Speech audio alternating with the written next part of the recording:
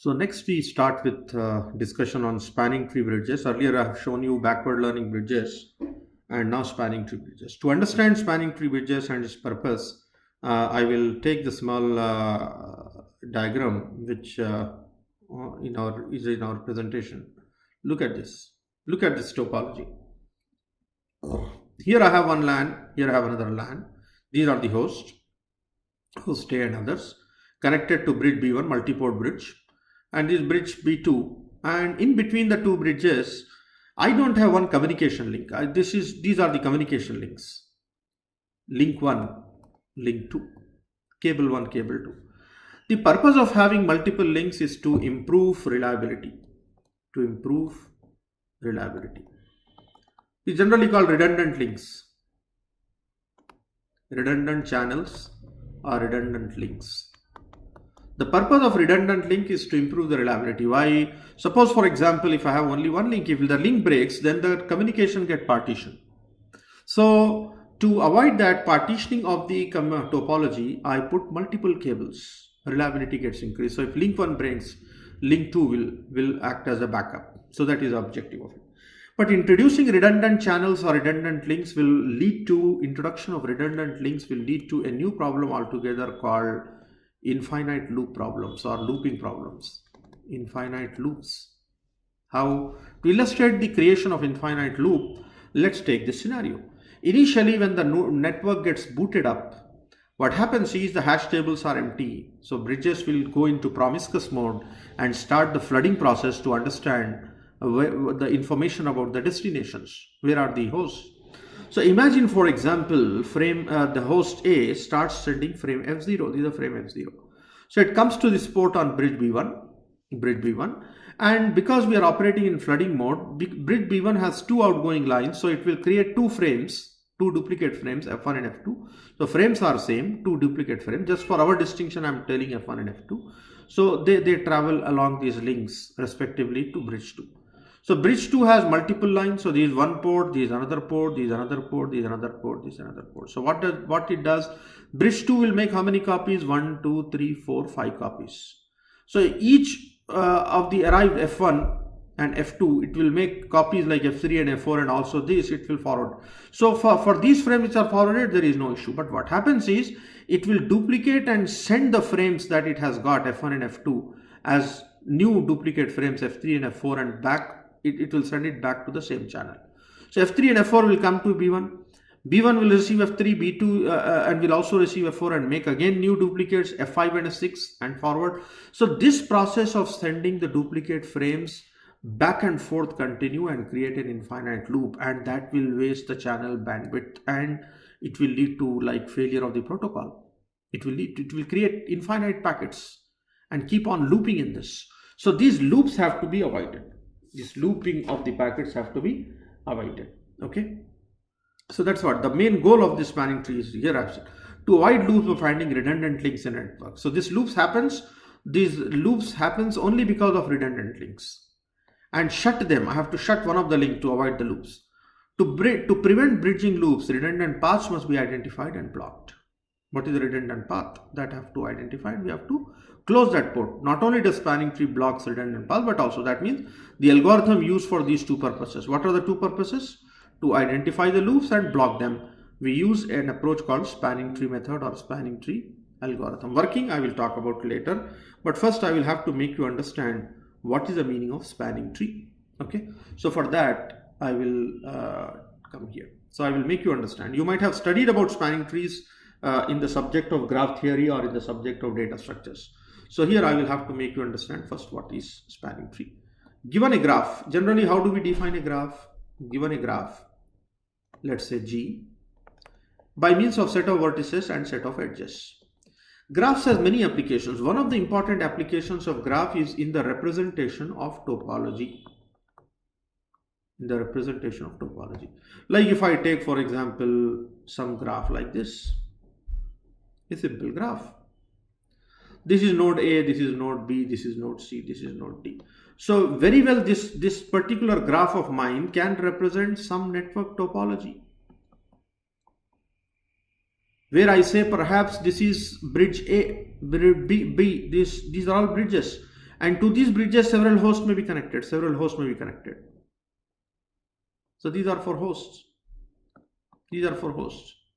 Point-to-point links, not multi-drop.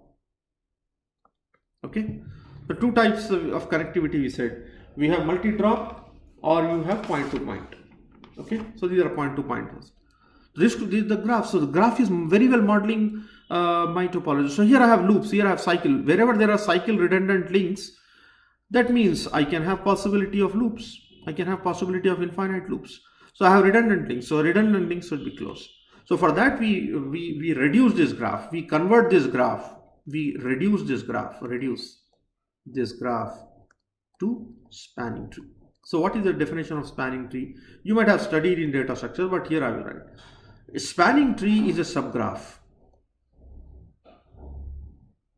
Because it is subgraph, it is also represented by V and E dash.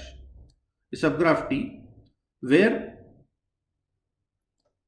E dash is a subset of E. That means the edges which are used in the construction of spanning tree will be a subset of the edges of the graph.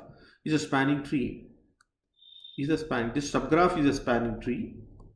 This subgraph is a spanning tree. If and only if T is a tree. That means it should become a tree with the same set of vertices and a different set of edges which are borrowed from the edges present in the graph. Like if you want me to show some spanning trees of this graph, I can show it something like this. Like maybe this is one possibility. This is one spanning tree. There could be another spanning tree of this graph. Like this could be a spanning tree. This edge is not present. See, I cannot take this edge. Okay? It is not present, so I cannot take it. So this is A, this is B, this is C, this is D. So maybe I can take this. This is another spanning tree. So please understand that. Why is it called spanning? Because it is covering all the vertices. It is covering all the vertices, right? That is why it is spanning. And there is no loops here. There is no redundancy here, right? There is no redundancy. So therefore, this is spanning tree. So it connects all the vertices by means of n. If there are n vertices, there will be n-1 edges here. There will be n-1 edges. So I have totally 1, 2, 3, 4, 5 edges here. I will have 3 edges. 1, 2, 3, 4 vertices, 3 edges because it is a tree. No loops. So now there is no question of infinite loops happening or infinite creation of packets happening during the construction of spanning, during the flooding process. Otherwise, suppose for example, if I put there is a loop now. So therefore, we'll have to shut down this edge to create or to avoid the infinite loop. So this port edge has been shut down, and then this port edge has been shut down. This edge also has been shut down, so that later if you want you can unblock it, right? Right now it is blocked, shut down. You can later open the link. Suppose if this link breaks, I can open this link. If this link breaks, I can open this link. Okay, so that's the advantage. So the whole algorithm, whole concept is how to build a spanning tree. Then a person by name Radia Pullman has devised this spanning tree algorithm, which is a distributed spanning tree algorithm. Radia Pullman, working on some project given to her way back in 1985. This person proposed this algorithm called distributed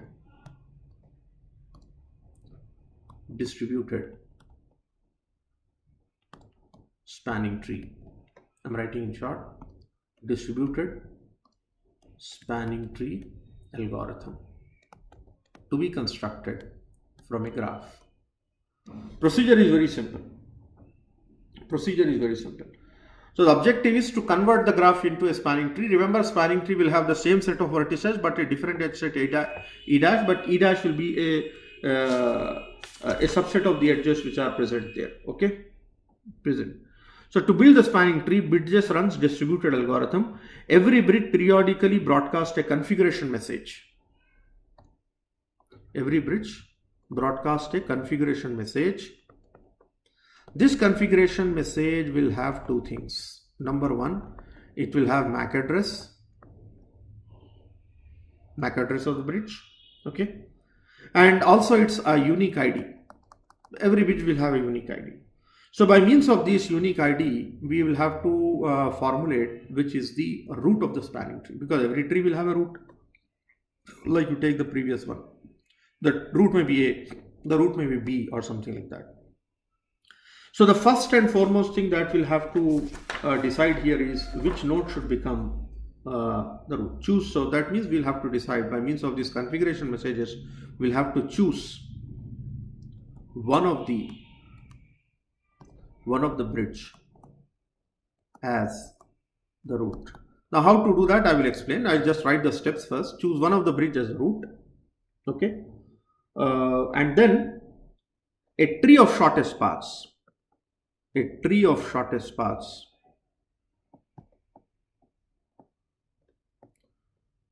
that includes all the vertices. Vertices means bridges. Is constructed. And the metric which is used for shortest path is the hop. Metric for constructing the shortest path is nothing but the hop. So if you see the presentation, the diagram you will see here. Look at this diagram. So this is my original graph where I have redundant links here. This is the link actually present, right? Is the link actually which is present. So it's a loop here. There's a loop here. So if I try to flood the packets, then basically infinite packets will get generated. To avoid that, so every bridge will broadcast its configuration messages, enlisting with the unique ID. You can take these IDs 1, 3, 5, 4 as the ID, distinguishing ID, and MAC address can be also used for that purpose. So what happens is when the configuration messages are broadcasted by every bridge, then that configuration message will contain the ID. So basically everybody agrees now. B3 will also see the configuration message of B1, B2 will also see B1, B1 will see that of B3, and because flooding process. So eventually everybody will be seeing the configuration message of B1, B3 will understand B5, B4 and B2 also. So every other bridge, these are the hosts which are connected to the bridge. So every bridge will understand that, will agree that, okay, B1 is our root. So we start with B1. So here I am showing B1 is the root. Then after that, what happens is the flooding process continues, and then they will forward the packets, they will forward the frames including the hop count. So B1, when it sends the packet to B3, so B3 see the link, communication link is available between B1, and B3 receives the packet from B1 with hop count 1, so with hop count 0. Now when it comes, B3, since it got a message there, a frame directly from B1, it will increase the hop count to 1, indicating that B3 is at a distance of 1 from B1. B2 is at a distance of 1 from B2. Now when the frame is sent from B2 to B4 with a hop count of 1, B4 is receiving via direct link. So therefore it will increment the hop count to 2, indicating that B4 is reachable from B1 with a hop count of 4. Now it will also receive at a hop count of 2, sorry. And this is also with hop count of 2. Is it not? At a hop count of 2. So now you observe B4 receives with a hop count of 2 and updates its hop count to 3. So what happens? Earlier it has seen that B1 is reachable at a hop count of 1.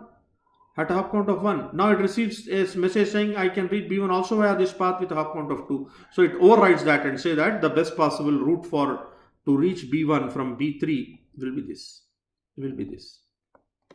And B2 say, okay, because it can receive information from here and also from here, it understands that the best possible route for B2 to reach B1 is this. Likewise B4, from here it is 2, here also it is 2. So it say, okay, I will take this B4. And then further B5 will receive from here, will also receive from here. From here it will receive with a hop count of 1, 2, 3. Here it will receive with a hop count of 2. So therefore B5 say that basically this is the best. Shortest paths are constructed. That's it. I don't need this because graph having 1, 2, 3, 4, 5 vertices, I need 4 edges. 1, 2, 3, 4, 4 edges have been done. This is the spanning tree construction that we have made out of this particular graph.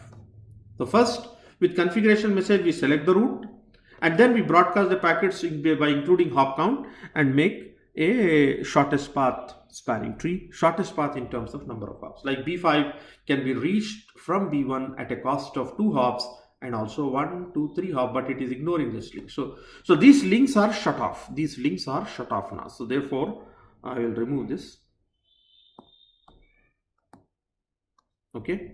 So I've written here, kindly observe.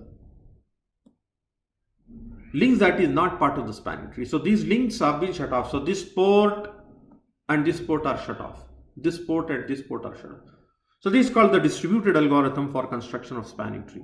Now the data gets forwarded. The hash tables are constructed for B1, B2, B3, B4 and B5, and the transmission can take place from any host present on any network to any other network. That is the idea of this. And later point of time, because this is a distributed computing process, so the topologies can change, new hosts can come up, old host may go down. So therefore, this distributed algorithm has to dynamically update the hash tables and dynamically configure the ports and include the links. Like tomorrow, for example, if this link breaks, then this node get isolated. Then immediately this link which was isolated, which was shut down, now should have to come up. So suppose, imagine if this link breaks. So let's remove over a period of time. This link breaks. Let's imagine. Then what is going to happen?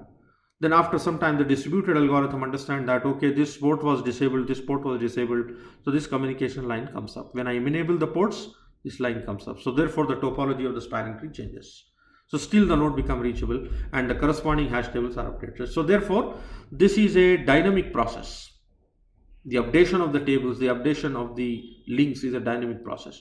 So a process is continuously running in the host, in the bridges, which are going to update the hash tables and then update the links also. Links that has gone down may come up at a later point of time, and eventually the algorithm would run correctly.